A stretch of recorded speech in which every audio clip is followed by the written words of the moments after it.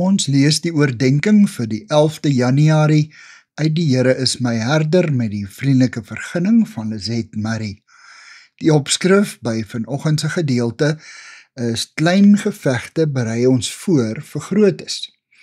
Die teksvers kom uit 1 Samuel 17 vers 34, 35 en 37 en daar staan geskrywe: As ek die kleinvee vir my pa oppas en daar kom 'n leeu of 'n beer en dra 'n lam weg uit die kudde, gaan ek agter hom aan en slaan hom dood en red die lam uit sy bek.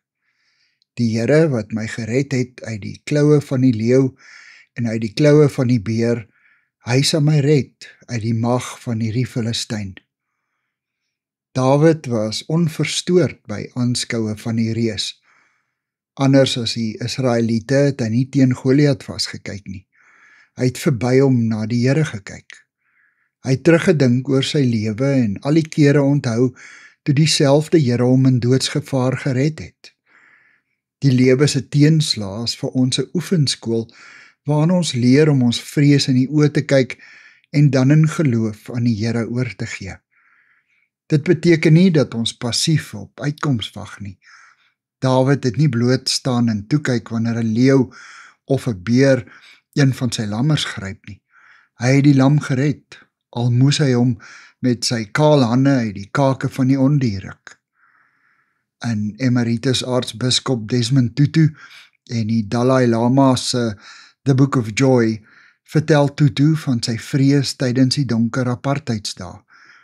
Hy het besef dat dit nie sou baat om onverantwoordelik en uitdagend op te tree nie, maar terselfdertyd het hy in kinderlike vertroue by God gepleit. Ek doen u werk, daarom moet u my asseblief beskerm. Here, u is onveranderlik en almagtig. Ek vertrou op u in klein en groot gevare.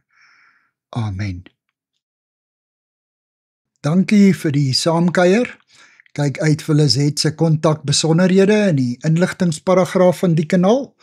Daar is ook skakels na ander voorlesings van haar boeke wat hier beskikbaar is.